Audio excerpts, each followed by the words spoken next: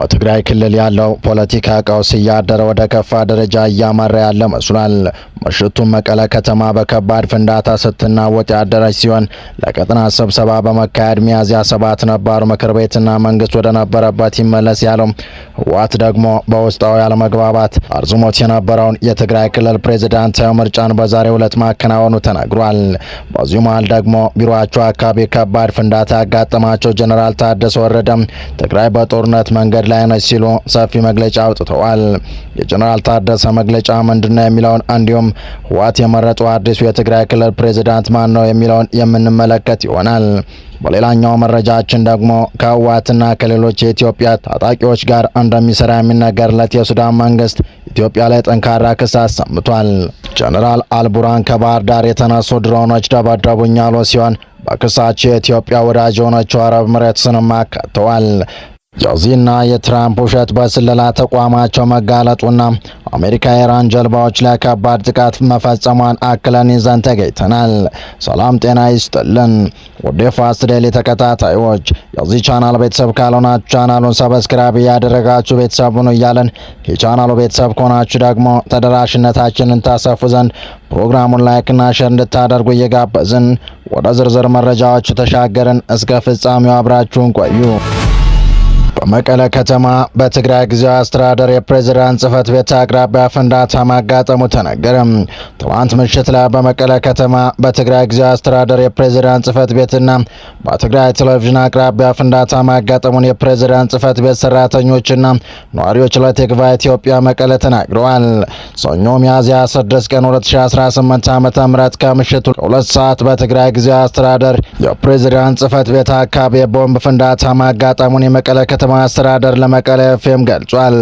የቦምብ ፍንዳታ ሆን ተብሎ ህዝቡን ለማሸበር የተፈጸመ ተግባር ነው ያለ ሲሆን በሰውም ይሁን በንብረት ያጋጠመ ቀላልና ከባድ ጉዳት የለም ብሏል። የጸጥታ አካላት ወንጀል ፈጻሚ አካላት በቁጥጥር ስር ለመዋል የተቀናጀ ስራ በመስራት ላይ እንደሚገኙ ገልጿል። ህዝቡ ሽብር ፈጣሪዎችና ላኪዎቻቸው ስርዓት እንዲይዙ መተባበር አለበት ሲል አስገንዝቧል። በዚህ ዓመት በመቀለ ዩኒቨርሲቲ አዲያ ካምፓስ የውጭ አጥር 2 ጊዜ ቦምብ ፍንዳታ ተከስቶ ተግባሩን የፈጸሙ ተጠርጣሪዎች በቁጥጥር ስር ለመዋል እየሰራ እንደሆነ በመግለጫው ያስታወቀው የከተማው ጸጥታ መዋቅር እስካሁን ድረስ ስለ ተጠርጣሪዎች መያዝም ሆነ አለመያዝ ለህዝብ ይፋ ያደረገው መረጃ የለም። ሚያዝያ 7 ነባሩ ምክር ቤትና መንግስት ወደ ስልጣን ይመለስ ሲል የወሰነው ህወሓት ዛሬ ሚያዝያ 7 2018 ዓ.ም የምክር ቤት ስብሰባ መጠራቱን የተነገረ ሲሆን በዚህም በትግራይ ክልል ሲካሄድ የቆየው አስቸኳይ ምክር ቤት ስብሰባ ዶክተር ደብረጽዮን ገብረ ሚካኤልን የክልሉ ፕሬዝዳንት አድርጎ በይፋ መርጧል። ከዚሁ ታሪካዊ ውሳኔ ጋር ተያይዞም ላለፉት 1 ዓመት ገደማ ክልሉን ሲያስተዳድር የነበረው ጊዜያዊ አስተዳደር ሙሉ በሙሉ መፍረሱ ተረጋግጧል። ምክር ቤቱ ከፕሬዝዳንት ሹመት በተጨማሪ አዳዲስ አፈ ጉባኤዎችን በመሰየም መደበኛ ስራውን ጀምሯል። የድንገተኛ የፖለቲካ ለውጥ በፌዴራል መንግስቱና በክልሉ መካከል የነበረውን የፕሪቶሪያ ስምምነት አተገባበር ከፍተኛ ፈተና ውስጥ ሊከተው እንደሚችል የተለያዩ የፖለቲካ ታዛቢዎች ስጋታቸውን እያጋሩ ይገኛሉ። መስሪያ ቤታቸው አካባቢ ፍንዳታ ያጋጠማቸው ጀነራል ታደሰ የህወሓት መከፋፈልና የትግራይ ክልል ወቅታዊ ፖለቲካ ቀውስ አስመልክቶ ጠንካራ መልእክት አስተላልፈዋል። ጀነራል ታደሰ ዛሬ ባወጣው መግለጫ ትግራይ በአሁኑ ወቅት ተሰባሪ ሰላምና በጦርነት መካከል ያለች በጣም ጠባብ መንገድ ላይ መሆኗን ገልጸዋል። የደመናው ያልተገፈፈ የጦርነት ስጋት በቀላሉ ዳግሞ ወደ ጦርነት ሊያስገባ የሚችልበት አደገኛ ሁኔታ ላይ መገኘቱን አስጠንቅቀዋል። ጀነራሉ በህወሓት ውስጥ የተፈጠረውን ክፍፍል በተመለከተ ባስተላለፉት መልእክት የድቀታችንን ምንጭ አመራሩ መሆኑ ተደጋግሞ የተገለጹ ጉዳይ ነው ብለዋል።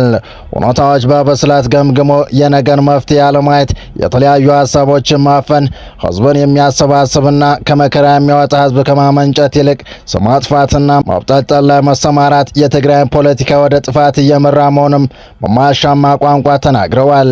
አንድ አመለካከት ይዞ በጠባብ መድረክ ወስኖ ለኔ ውሳኔ ተገዙ በማለት የተለያዩ ሀሳብን ወደ ጎን ትቶ የደገፈንን ብቻ ይዘ በመቀጠል የሚፈጠር ተጨማሪ አደጋ እንጂ የሚፈታ ችግር የለም ያሉት ጀነራል ታደሰ የአካሄድ ባህል ለማስፈጸም የሚደረግ ሙከራ ከሆነ ደግሞ የዋስ አደጋ እንዳለው አስጠንቅቀዋል። ጀነራል ታደሰ ለመላው ትግራይ ህዝብ በተለይም ለወጣቶችና እናቶች ጥሪ አቅርበዋል። ህዝቡ ይህን ጥበብ የጎደለው የችግር አፈታትና አያያዝ ወደ ለየለት አደጋና መበታተን ዋሽንግተን ከመግባቱ በፊት ቁም እንዲለው እንዲሁም በውይይት የተቃኘ የተሻለ ሀሳብ እንዲመጣ የራሱ ሚና እንዲጫወት አሳስበዋል።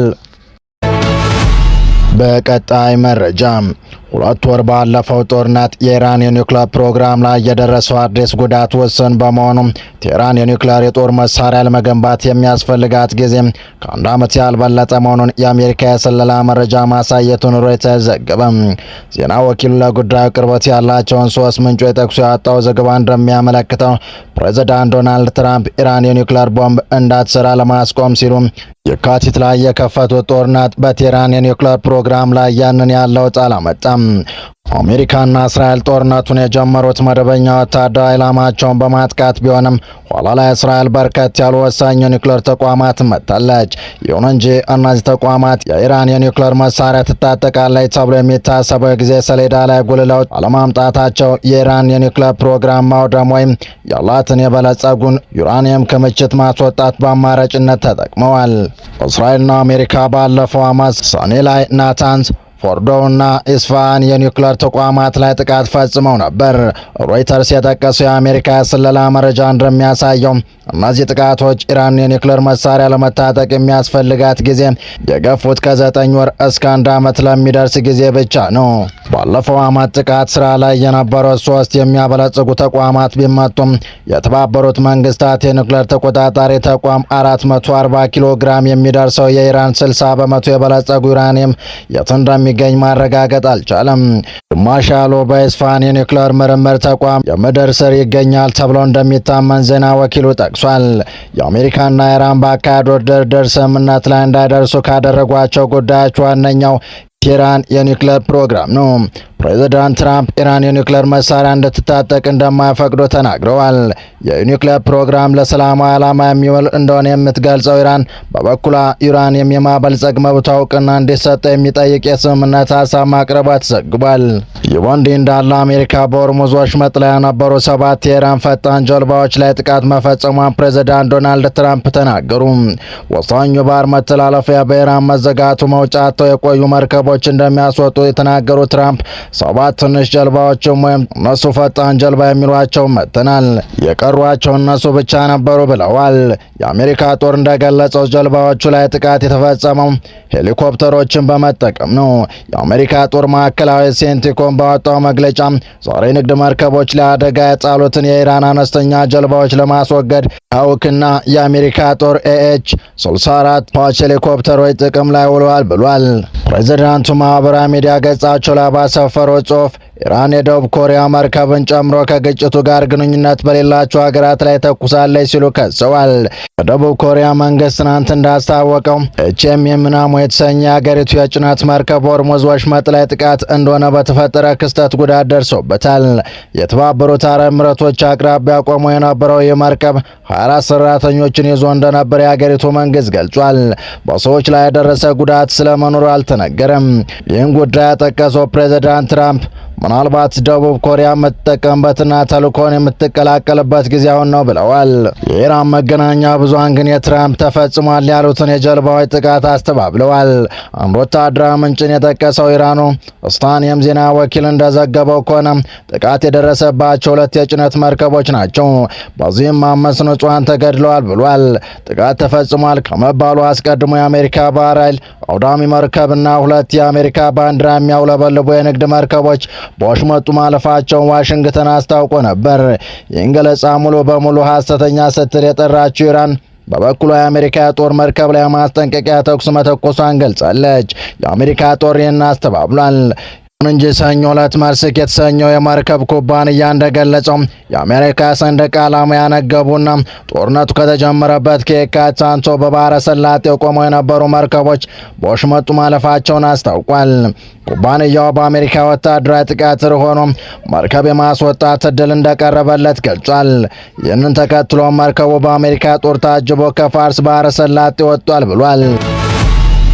በመጨረሻም የሱዳን መንግስት ዛሬ ሰኞ በካርቱም አውሮፕላን ማረፊያ ላይ በድሮን ወይም ሰው አልባ አውሮፕላን ለመፈጸም ጥቃት የኢትዮጵያና የተባበሩት አረብ ኤሚሬቶች እጅ አለበት ሲል በይፋ ከሰሰ። የሱዳን መንግስት ስለዚህ አደገኛ ጥቃት አጸፋዊ መልስ ምት የመስጠት መብቱ የተጠበቀ መሆኑን በማያሻማ ሁኔታ አስጠንቅቋል። በካርቱም በተሰጠው የጋራ ጋዜጣዊ መግለጫ ላይ የሱዳን የውጭ ጉዳይና ዓለም አቀፍ ትብብር ሚኒስትር አምባሳደር ሁዲን ሳሊም፣ የባህልና ማስታወቂያ ሚኒስትር አቶ ካሊድ አሊሰር እንዲሁም የጦር ኃይሉ ቃል አቀባይ ብርጋዴር ጀነራል አሲም አዋድ አብደልዋሃብ ተገኝተዋል። ባለስልጣናቱ በመግለጫው እንዳረጋገጡት የሱዳን መንግስትና የሚመለከታቸው የጸጥታ አካላት በካርቱም አውሮፕላን ማረፊያ ላይ ለተፈጸመው ጥቃት ሁለቱ ሀገራት ማለትም ኢትዮጵያና ኤሚሬትስ ቀጥተኛ ተሳትፎ እንዳላቸው የሚያሳይ አስተማማኝና የተረጋገጠ ማስረጃ በእጃቸው ይገኛል። የሱዳን ባለስልጣናት የክሳቸውን ዝርዝር ሲያብራሩ ጥቃቱን የፈጸሙት የኤሚሬትስ ድሮኖች የተነሱት በኢትዮጵያ ከሚገኙ የባህር ዳር አውሮፕላን ማረፊያ መሆኑን አጋልጠዋል። አክለውም በዘንድሮ ዓመት በተመሳሳይ መልኩ ከዚሁ ስፍራ በመነሳት ሌሎች ተደጋጋሚ ጥቃቶችና የድሮን ጥሰቶች መፈጸማቸውን የሚያሳዩ አዳዲስ መረጃዎች እንዳሏቸው አስረድተዋል። ይህን ተከትሎ የሱዳን መንግስት ህዝብና የጦር ኃይል የሀገሪቱን ሉዓላዊነት ለመጠበቅ ሲባል በራሳቸው ጊዜና ቦታ አጸፋዊ የመልስ ምት የመስጠት ሙሉ መብት እንዳላቸው በአጽንኦት በማሰብ መግለጫቸውን አጠናቀዋል።